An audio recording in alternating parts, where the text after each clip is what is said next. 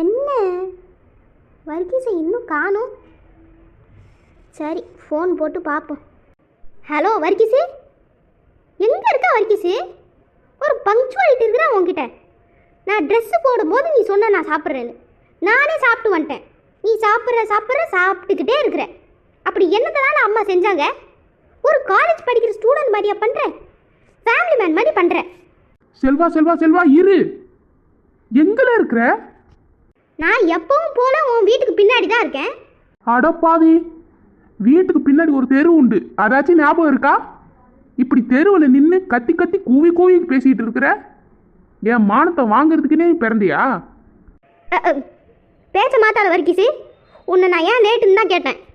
இருடே, நடையில் தான் இருக்கிறேன், செருப்பு போட்டுட்டு வரேன். சரி சரி சீக்கிரம் வா. இவன் என்ன இப்படி வாரான்? என்ன அப்படி பார்க்குற? இல்லை, ஏதாவது ஃபங்க்ஷனுக்கு போனியா? இல்லை. ஏதாவது பிறந்த நாளா? ஏன் உனக்கு தெரியாதா? அதெல்லாம் தெரியும். இருந்தாலும் வர்க்கீஸு. என்னல வர்க்கீஸு, இதை நான் உன்கிட்ட இருந்து கொஞ்சம் கூட எதிர்பார்க்கல வர்க்கீஸு. என்னதுல?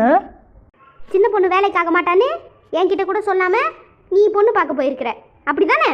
என்னதுல கிறுக்க மாதிரி உளர்ற? நான் ஒன்றும் உளரல, நடந்ததான் சொல்கிறேன். செல்வா, செருப்பை கழட்டி அடிப்பேன். ஏமல, நீ பண்ண வேலைக்கு உன்னை நான் தான் கழட்டி அடிக்கணும். நீ என்ன சொல்றியா? ஆமா, ஜட்ஜையா எதை வச்சு இந்த முடிவு சொல்றீங்க? உன் ட்ரெஸ்ஸை வச்சுதான். கல்யாணம் ஆகி மரமேடையிலேருந்து அப்படியே எழுந்து வந்த மாதிரி இங்கே வந்து நிற்கிற. ஐயோ, இது எங்க அப்பாவோட கல்யாண ட்ரெஸ்ஸு. அப்பா ஞாபகமா எங்க அம்மா இதை வச்சிருந்தாங்க. என்கிட்ட வேட்டி சட்டையே இல்லை. அம்மா கிட்ட கேட்ட உடனே இதை தூக்கி போட்டுக்கிட்டு போன்னு கொடுத்துட்டாங்க.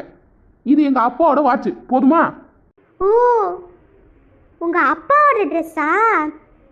அதுவும் கல்யாண ட்ரெஸ்ஸு. அப்படின்னா உங்க அப்பாவுக்கு கல்யாணம் ஆயிருக்கு, உனக்கு ஆகலை, அதானே? நீ என்னதான் சொல்ல வர? ஆமா, உங்க அப்பாவுக்கு கல்யாணம் ஆகாம நீ எப்படி? ஐயோ, எனக்கு ஒரே குழப்பெல்லாம் இருக்குது. ஏன் வர்க்கீஸு இந்த துணியை போட்டு வந்த? குழப்பம் என் துணியில இல்லை, உன் மூளையில இருக்கு. இந்த ட்ரெஸ்ஸை கல்யாணத்தை தவிர வேற எங்கேயும் போடக்கூடாதா? ஆமா ஆமா, நான் தான் லூசு மாதிரி பேசிட்டேன். தப்பா நினைச்சுக்கார வர்க்கீஸு, கொஞ்சம் லைட்டா கன்ஃபியூஷன் ஆயிட்டு. சரி, இப்போ மட்டும் உனக்கு லேட் ஆகலையா? நடையில என்ன செருப்பு கூட போட விடாம அவ்வளோ அலர்னியே. இப்போ மணி 8 ஆகுது. என்னன்னா நீ என்ன இங்க விசாரணை பண்ற? ஐயோ, மணி 8 ஆயிட்டா? வா வர்க்கீஸு போலாம். ஆமா, இப்போ அலறு. சரி, வண்டியை எடுத்துக்கிட்டு வா. இல்லை வர்க்கீஸு, எங்கள் அண்ணன் சியானாவை கொண்டுட்டு போய் ஸ்கூலில் விட்டுட்டு திருப்பூர் வரைக்கும் போகிறேன்னு சொன்னார். ஏதோ வேலை இருக்கான், அதான் வண்டியை கொடுத்துட்டேன்.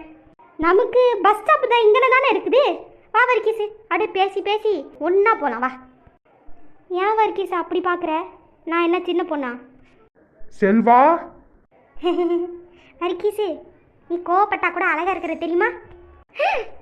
ஐயோ வர்ரு, நில்லு. ஒரு அடி எடுத்து வைக்கல, அதுக்குள்ள அபசகுணமா நில்லுன்னு சொல்றானே. என்னல? அது வந்து நம்ம கூட கீதாலும் வரேன்னு சொன்னா. எது கீதாலும் வராளா? நாமளே ஒரு பஸ்ல காலேஜ் போகாம 4 பஸ் பிடிச்சு ஸ்ட்ரெயிட்டா போகாம ஊர் சுத்தி போறோம். இதுல அவளை எதுக்கு?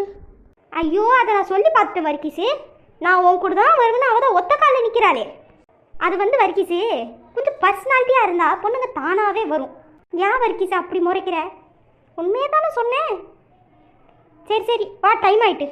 வர்க்கீஸு, இங்கே தான் வர சொன்னா, நில்லு. ஏன் வர்க்கீஸு அப்படி பார்க்குற? என் மேலே கோவமா இருக்கியா? ஓ மேலெல்லாம் கோவம் ஒன்றும் இல்லை. கீதா என்னைக்கு தான் வந்து தொலைவா? காலேஜுக்கு போகணுமா இல்லை அப்படியே வீட்டுக்கு போயிடலாமா? செல்வா, பாத்தியா வர்க்கீஸு, 100 வயசு கீதாளுக்கு நீ சொன்ன அவள் வந்து நிற்கிறான். வர்க்கீஸு, உண்மையை சொல்லு, கீதா வரது உனக்கு ஏன் பிடிக்கல? சிவ பூஜையில் கரடி வந்தால் யாருக்கா இருந்தாலும் கோபம் வரதான் செய்யும். எப்படி எப்படி? நீயும் சின்ன பொண்ணு நடத்துறது சிவ பூஜை, அதில் நான் சைடில் மணி ஆட்டுறேன். கீதா சிவ பூஜைக்கு நடுவில் பூந்த கரடி. செல். கீதா கிட்ட வந்துட்டா. அவளுக்கு சின்ன பொண்ணு தெரியாது, உன்னோட சிவ பூஜையும் தெரியாது, அதில் கூட நான் மணி ஆட்டுறதும் தெரியாது. அதனால கொஞ்சம் அவள் செல்வான்னு கூட்டுது 8:40. இப்போ மணி 8:55 ஆகுது. இங்கே இருக்கிற ரோடுலேருந்து கிராஸ் ஆகி வர்றதுக்கு இவளுக்கு 10-15 நிமிஷம் ஆகுது. இதில் ஸ்லோ மோஷன் வாக் வேற. இப்போ யார் இந்த கர்மத்தை பார்க்க போறான்னு இவ இதெல்லாம் பண்றா? அட விடு வர்க்கீஸு, அவன் என்ன உன் கூட கை கோத்துக்கிட்டா வரப்போறா? அவளை முன்ன வர பஸ்ஸில் தள்ளி விட்டுட்டு நாம் பின்னாடி சுற்றி போக வேண்டியதான். என்ன சொல்கிற? எல்லாரும் ஒண்ணா போலாம், நீ என்னத்துக்கு சுத்தி வர போறேன்னு கேட்டா? நோட் புக்கும் ஏதோ பேனாவோ வச்சுட்டு வந்துட்டா நான் எடுத்துகிட்டு வந்துடுறேன்னு சொல்லுவேன். ஃபெஸ்ட் அன்னைக்கு என்ன நோட் புக் பேனான்னு கேட்டா? அதை வேட்டியை மறந்து நான் வீட்டில் வச்சுட்டு வந்தா கட்டிட்டு வந்துடுறேன்னு கூட தான் சொல்லுவேன். நீ சும்மா இதான் வர்க்கீஸு. என்னமோ எனக்கு தெரியாது. அவ நம்ம சுத்தி போறதும் தெரியக்கூடாது, அவளும் காலேஜ் போயிடணும், நாமளும் வேற பஸ் ஏறுறோம். சரி விடு, அதுக்கு நான் பொறுப்பு. நீ என்னத்துக்கு இவ்வளோ டென்ஷனாக இருக்கிற? மூஞ்ச மாத்து. என் மூஞ்சே இப்படிதான். நீ முதல்ல இவளை போவை. சரி சரி, அவன் வரட்டும். எவ்வளோ நேரமா வரா? 9:01 ஆயிடுச்சு. எவ்வளோ நேரமா தான் அவன் வருவான்னு நானும் பார்க்குறேன். இரு. Hi Selva. Hi Varghese bro. அதே நான் அவன் மட்டும் செல்வா, நான் மட்டும் வர்க்கீஸ் ப்ரோ. அது உங்களை பார்த்தாலே எனக்கு ஒரு ப்ரோ ஃபீலிங் வருது. இப்போ கூட பாருங்களேன், ஒரு எக்ஸாம்பிளுக்கு நீங்கள் தாத்தா அங்கே காலத்தில் கட்டிட்டு இருந்த வேஷ்டி சட்டை அப்படியே அயன் பண்ணி கட்டிட்டு வந்திருக்கீங்க. ஆனால் அங்கே பாருங்கள் செல்வாவை அட ஒட்டிக்கோ கட்டிக்கோ அப்படியே யூத்துக்கு ஏற்ற மாதிரி போட்டுன்னு வந்திருக்கான் பாருங்க. சூப்பராக இருக்குது செல்வா.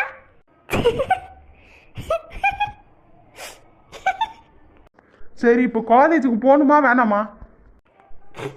போகலாம் வர்க்கீஸு, ஏன் இவ்வளோ டென்ஷன் ஆகிற? ஃபெஸ்ட்டு 10 மணிக்கு தான் ஆரம்பிக்கும்.